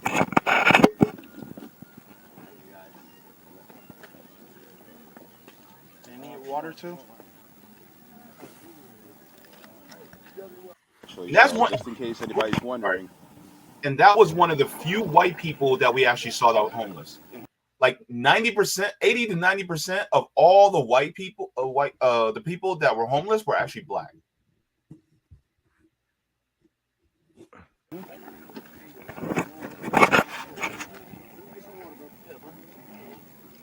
How y'all doing today?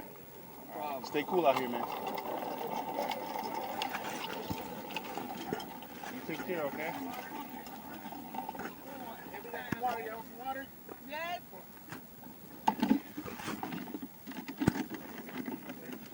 And at this point, we actually ran out of care packages, so we didn't have any more to give. We ran out, so all we had left was cold water. That was it. That's when it started to suck. You're like, fuck. Yeah. That's why next time we're coming back to this location first. Yep. That's what it's all about. Flip out them strongholds. You know, you get. You know what I'm saying? Flip out them strongholds. Walk around. You might not be able to get all of them, but at least you know where they at. At least you know it will be there. Hopefully, it will be there when you get back. Hopefully, they don't sleep. Homeless people are on wheelchairs. We don't have ice, though. Yeah, sorry. That's what I call them. They don't spill. That way.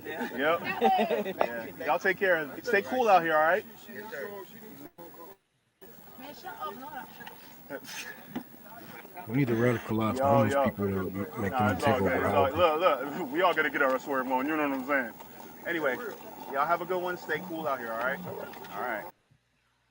Because one thing about me, even when I was homeless, you know, I take some L's. I slept in some parks and shit like that, but not for long. I used to break in people's houses and cars and shit like that. If your house is empty, I'm breaking in it. I'm gonna sleep in your house, dude. Like you should have been here, you know. Yeah, I should have been here. Yeah, like come on, man. It's the middle of the winter in Detroit. You think I'm about to sleep in the park again? No, I'm breaking in your house. Mm-hmm. I'm breaking in your house. So I think that's one of our next steps. Once we get enough people on the ground, we really need to start radicalizing homeless people to take over empty housing. You know, we have more empty houses than we have homeless people in America right now. If we can get these people to shack up like they're doing right now, they're socializing, they're shacking up with each other, they are depending on one another. They have their own community, but we need to get them to realize like, look, this ain't the end. You know what I'm saying? It ain't the end of the fight until we knock the fuck out, you know. And if they kick us out of our house, we just take another one of theirs. You know. Mm-hmm. Yeah. We just take it together and then see what the landlord do. The landlord want problems, then shit, he got them. But you got to be willing to, you know, put your life on the line for it, because this is your life. You know what I'm saying? Like they are literally telling you that you are less than, you are not worthy of housing, you are not worthy of water, you are not worthy of being a human, you know, because you don't have what they have. You can take, oh my God, Emily, we can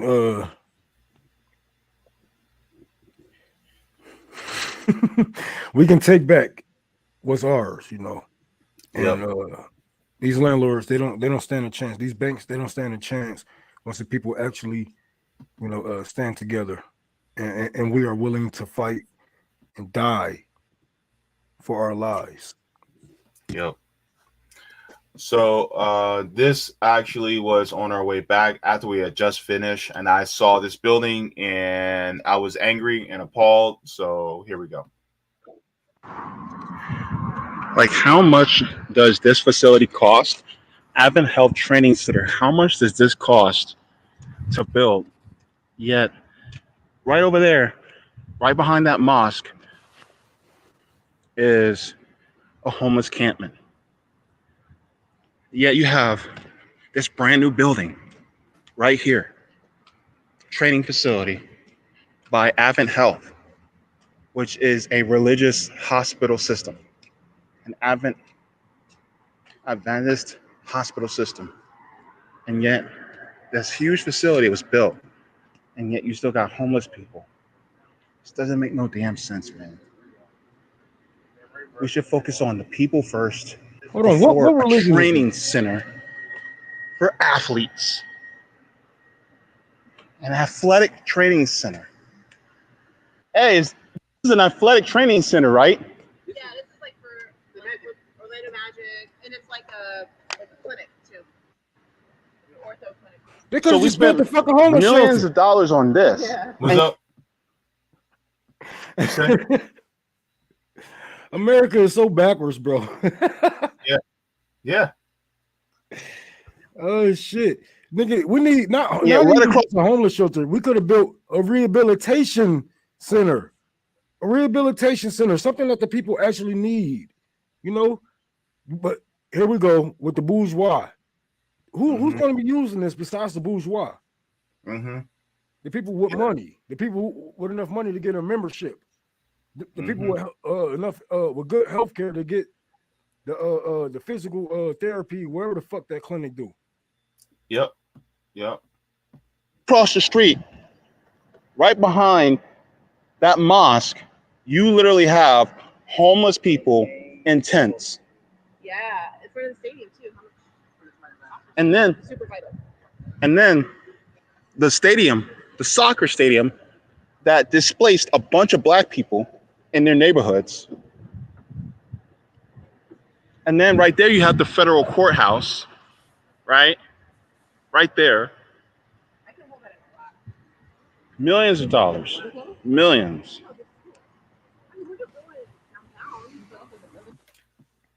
So yeah. And This shit is laughable. yeah. And by the way, I don't know who the hell you are, but guess what?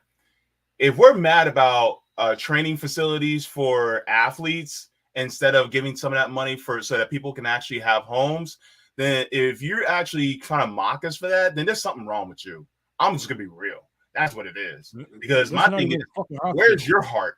Where is your care for the actual people? Because that name does not fit you. I'm be real with you right now. It doesn't. So, like, why in the fuck are you in our comments right now trying to be a troll? Like, holy shit! Like, why don't you do what I did but better? Well, go out there. And by the way, you know what? This actually reminded me of what I wanted to say.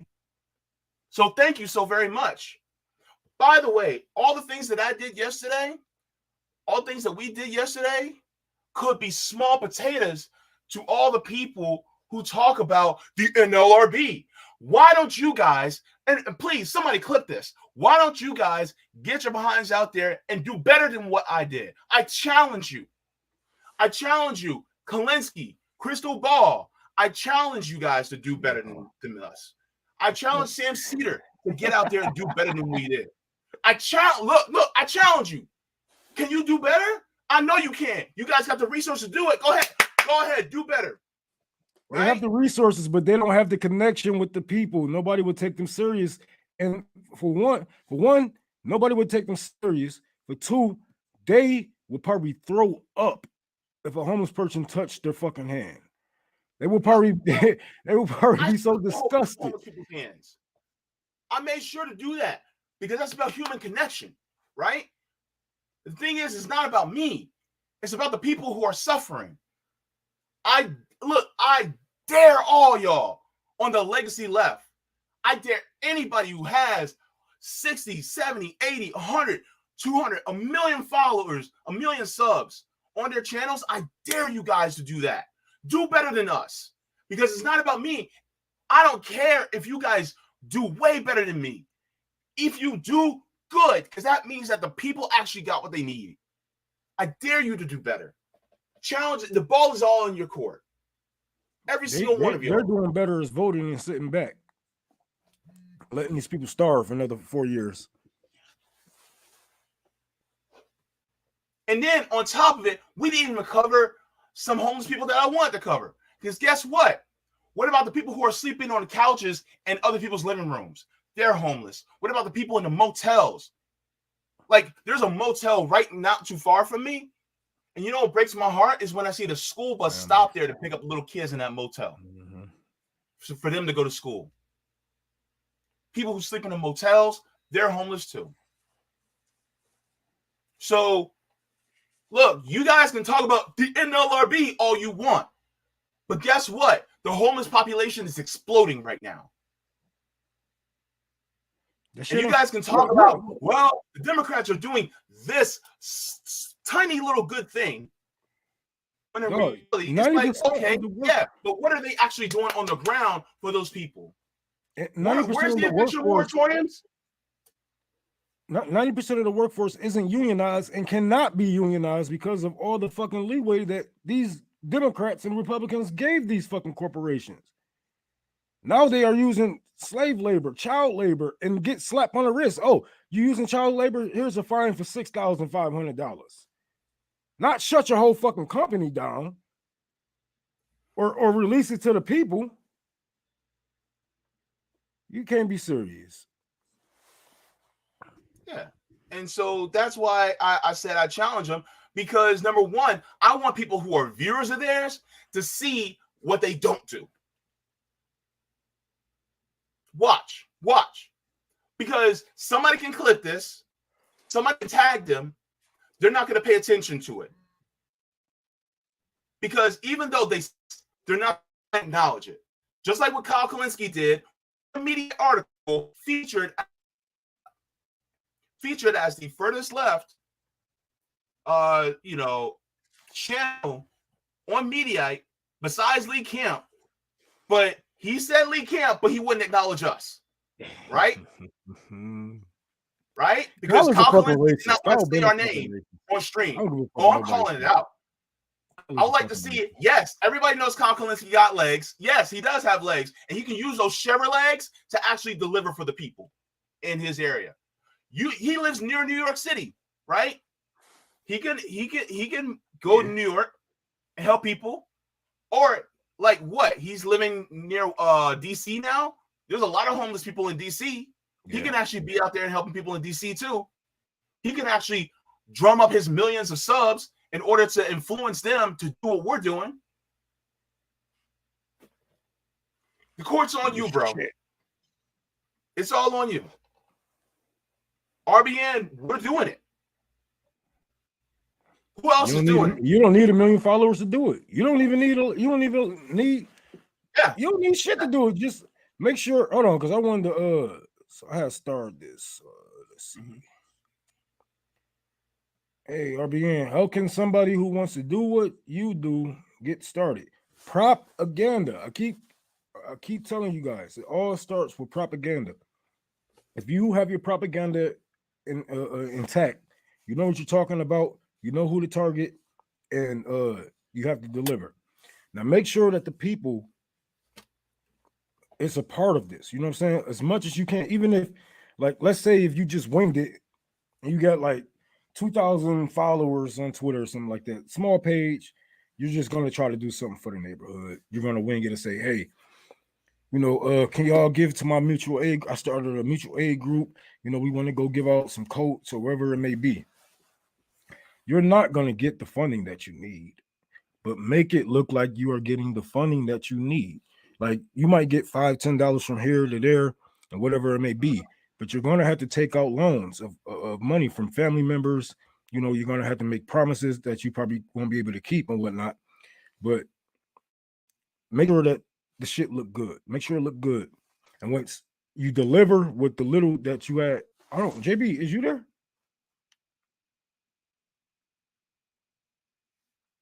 Yep.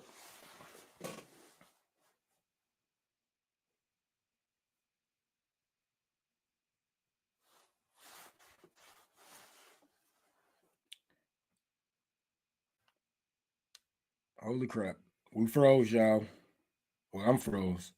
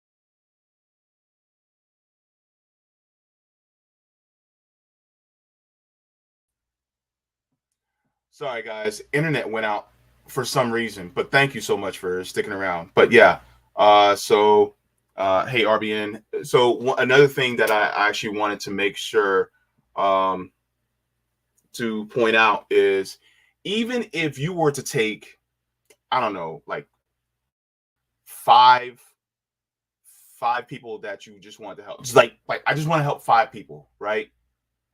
You can raise money for that. You can make it like a GoFundMe, or I don't know about GoFundMe because they can be kind of nefarious sometimes now. But there's another one. I'm forgetting their name, but I know Sabby Sabs is using it to raise money for her action on in November. But you can do that, budget for that, and what you want to give. You can give like gift cards for people, for like a grocery store, or you can do like toiletries, like what we did, or something like that. Just raise that money, budget for it, and then go ahead and get them. Get maybe you and another person together to hand them out. And even if it's 5 people, that's 5 less people who are in need of something. You know what I'm saying? At least for that point in time. Or even just helping out your neighbor with something. That's mutual aid. But just do what you can. Start off small. That's what we're doing. That's what I did with this chapter. We started off small, right? That's it. And so that's what you can do, and also document it. Grab your phone, videotape you, taking care of it, doing it. If people donate, make sure to acknowledge them, let them know, thank you for the donation, show them where their money went, and then just do the damn thing. Help the people out. And then use what you documented to encourage other people to do the same. And that's what you do. And once you're helping them, ask them what they need. What would help them out the best? That's the best thing. That's the best way to do it. So let me go to GV Black says RBN merch arrived today way faster than expected. Oh, nice. Okay. Good for you, GV Black. Thank you so very much for the super chat. How to Sober says, I don't know how to get in touch with James so I can get involved. Didn't know there was any mutual aid activity in Orlando. Yeah, I actually advertised it on the Sabby and Jaybe show on Thursday. I shared in the community tab on the RBN YouTube page as well. So I did that. So as far as all that, yeah, just keep your eyes on the channel. I also put my email in as well, and I tagged you, How to Sober. So if you would like to join us, then we already started doing planning for our next meeting and then subsequent action. So we'll be doing that as well. Seven Sword Mary says, can't get a job after prison release. That's true. That's how they get you. And the thing is, they want that recidivism. They want you to get back in prison, in jail. So, yeah. Eric Elmore, thank you so much for the super chat. Says, I watch, listen to, and learn from y'all all the time. As a white man, y'all make me better, keep my eyes open, keep me humble, and keep me fighting. Oh, thank you, Eric. That's really cool of you. I appreciate that. Yeah. Take a humble dude to say some shit like that, because I ain't admitting the shit. Yeah, man. Sometimes, a lot of times, really, we have to put our ego to the side and just learn from the people. So thank you so very much for that, Eric. I'm gonna go to Rockfin because we have some tips on Rockfin that I want to make sure I get to, because that's also really important. All right, so head to that. Let me see. All right. Let me see. Let's widen that out. Just look. Come on now. Do it. All right. So thanks for the temp Temp. Thanks for the tip on Rockfin Hemp Car. He said, I'm glad someone mentioned that they were doing this in Chicago. Recall the film Legacy Torture by the Freedom Archives about how they tortured Panthers as well. What they did to our comrades globally can't be forgotten. See the list of techniques Savak or Kopasas used. And he gave me this. Too few know. You can teach World War II without ignoring worst crimes. So, all right. So thank you very much. And I will share that in the chat as well. So thank you so very much for that. Let me put that there. All right. And then thanks for the tip, Roger. He says, I think NYPD got you guys beat. This article from 2021 is a short read. The update is that the officer, Justin Volpe, has just been released from Minnesota Federal Bureau of Prisons this past June. So you telling me if I just want to torture somebody, fuck somebody up, rob them, sexually harass a motherfucker, and get as least time as possible, all I gotta do is go be a police officer? Shit. This sounds like the perfect job for a fucking psychopath. Yeah, it does. Let me continue to read this really quick before I share that. He said, I think the only way to get conservatives to understand is by changing the language and replace the word cop and police with the government. They are anti-government, except when it comes to specifically to local police. They think they're a separate entity. You marry the two, you might get it. Oh, the right side of the spectrum, only libertarians are consistent when it comes to government, including cops. I don't believe that.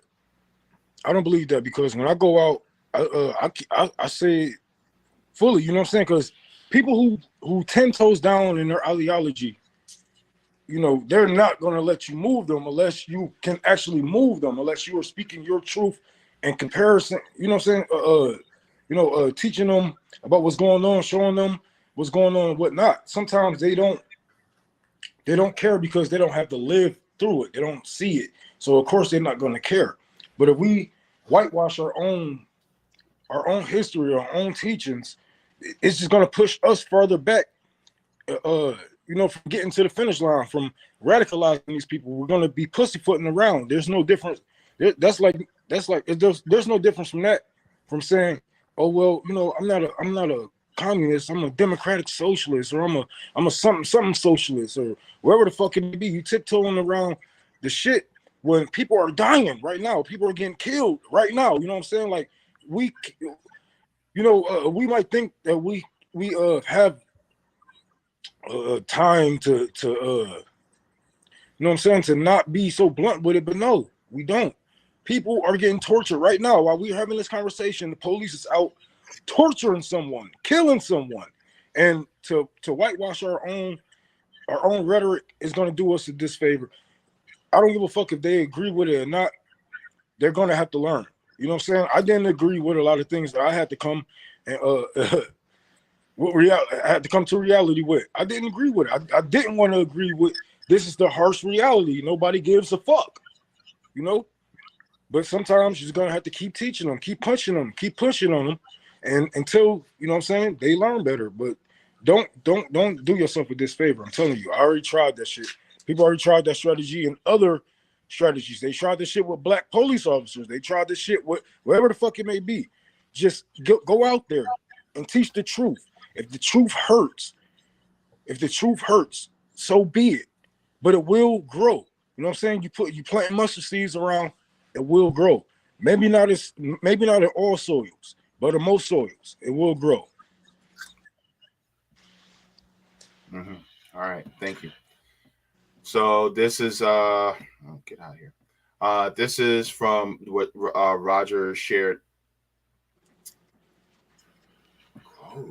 It says, although nearly a quarter of a century has passed since the NYPD's brutal beatings of and savage sexual assault of Black Haitian immigrant Abner Louima on August 9th, 1997, the accident sparked outrage that still resonates to this day.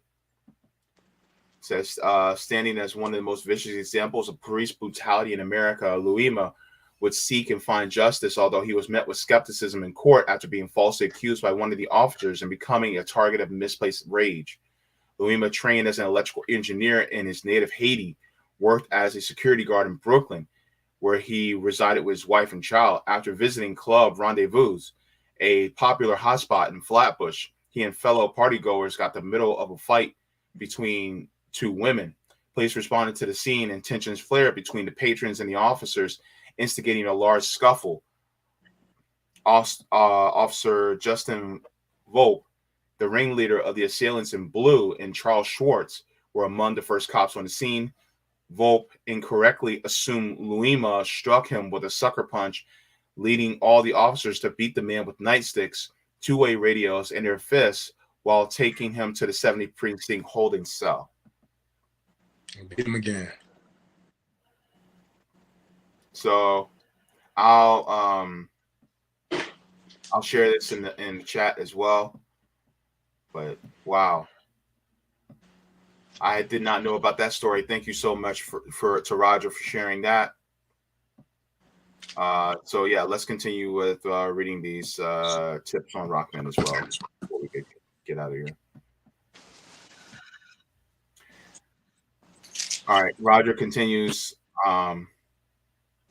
He says, Ohio Coalition to End Qualified Immunity is pushing it as a ballot initiative amendment, Jaybe, because they know that if they push a citizens-led initiative as law, then the government can come in and repeal or change without having to ask voters, unlike they would have to when the voters ratify an amendment into their state constitution. We need more states that can push citizen ballot initiatives as amendments, not laws, that do not have the opportunity to register independent and en masse to surpass both parties, where both parties you can use leverage against them to push the legislative initiative before you for ratification into your state constitution that would give you the option to place your own amendments on the ballot. The source of new homeless was when Bill repealed FDR Glass-Steagall Act. 9 years later, we had a crash.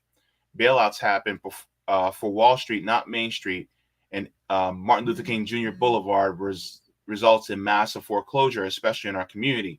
Private equity like BlackRock purchases all the housing. Happened again with COVID crash.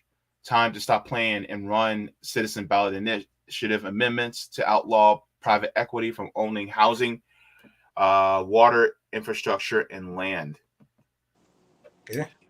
He said Vermont, Nebraska, Utah, Alabama, Louisiana, Oregon, and Tennessee decided on similar constitutional amendments to repeal language that allowed the use of slavery and involuntary servitude as criminal punishment.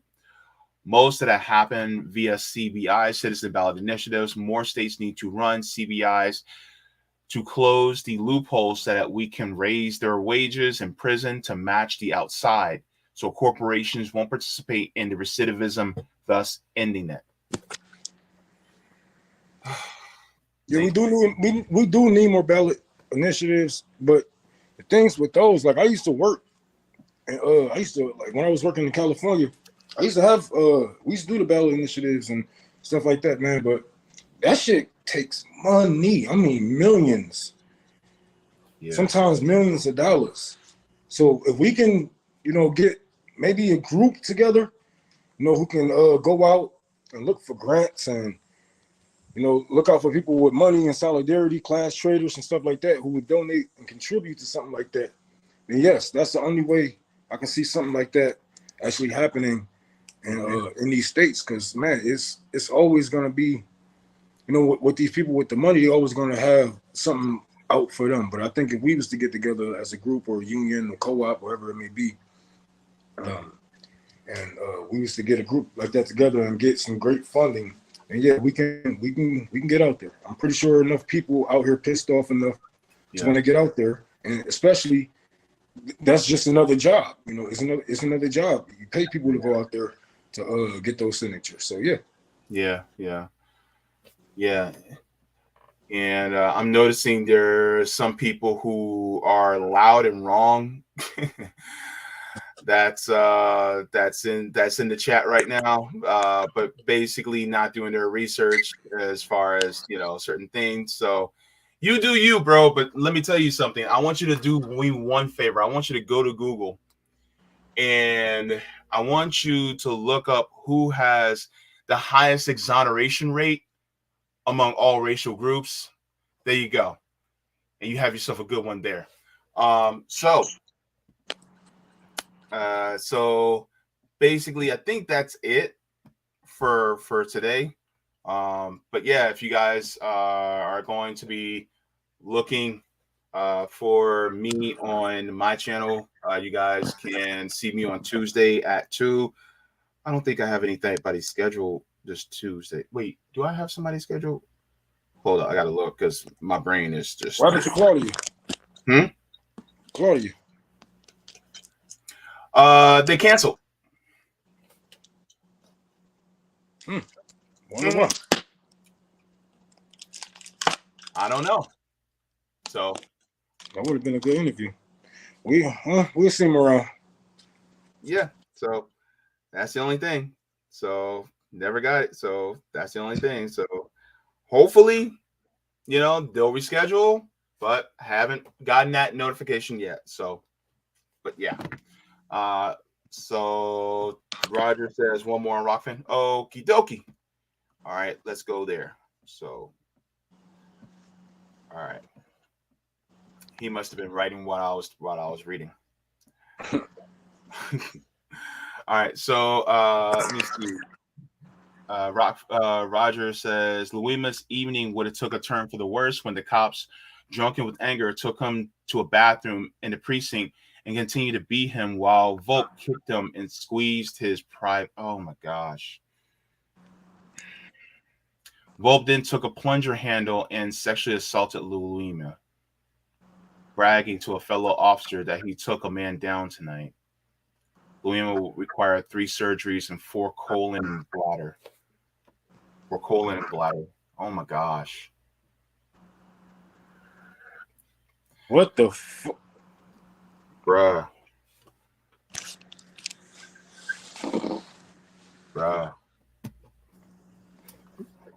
I don't even know what can I say without getting us taken down. I don't think that you can say anything without us being taken down. Like, not only would I sue the city, I would sue the cops. And when I get my money, everybody get a tag on their head. That's all I'm gonna say. Yeah, everybody has a tag on their head, and somebody is gonna collect. Mm-hmm. Oh gosh. Thanks for letting us know, Roger. But that's the cops. That's the system policing. So that's why we got to do what we got to do to change the system. So yeah. So everybody, I think Savvy's going to be on at 5. So be sure to watch her. And then tomorrow, Nick and CJ will be on. So be sure to stay tuned for that. So I'm sure they have some really good stories to cover too. So yeah. So any last word? Oh yeah, you're finishing up the building on the library, right? Man, fuck that library. Let them do it to get on my fucking nerve. Yeah, man. Because I just found that I had run into some more problems, but I'm gonna just deal with it later. But yeah, we about to finish up, man. Still reaching for 12K. That's gonna get the. I'm gonna try to shrink down one more fundraiser so we can try to focus on the kitchen. Maybe that's the problem. I need to get the propaganda straight. So I need to focus on the kitchen. I want to get the laminated floor. I want to get me a sink, some cabinets and stuff like that. That way I can work my way back out of the kitchen. We'll have the kitchen ready, and we can start back in the go back in the library area. But once we get the kitchen up, I can start doing my free lunches and breakfast programs for the kids. So that's what I'm going to be focusing on right now. Trying to get that kitchen done. But and we should be opening. I'm gonna be in Boston. I'm gonna try to get in Boston November 18th. We're gonna be opening up a clinic. I'm gonna be out there with Sabby. We're gonna be doing a mutual aid event, helping the people out, and we're gonna be opening up a clinic, a tent clinic. It's gonna be a traveling clinic throughout Boston. We're gonna be helping out lots of communities. You know, if you want to help out with that, you know, go on my Twitter, Unholy Rome, and I have a Amazon wish list.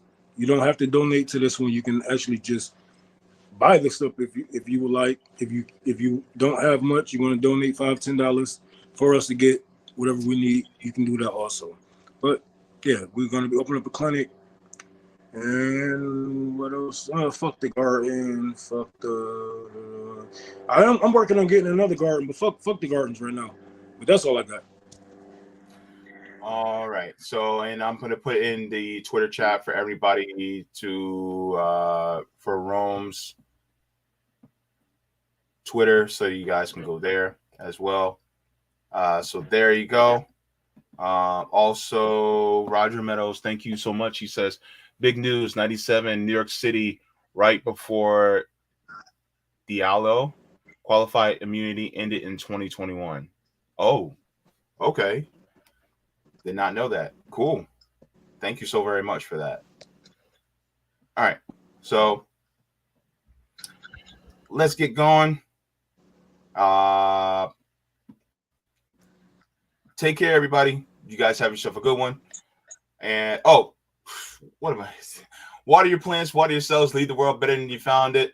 Smoke them if you got them, drink them if you got them. If you ain't got them, then watch something funny. Watch something, something that's joyful, because joy is revolutionary. Oh, well, forehead kisses to all of you. Forehead kiss to you too, Rome. I don't care what nobody says. I'm giving you a forehead kiss too. Shit. Share love. I take it. I don't give a fuck.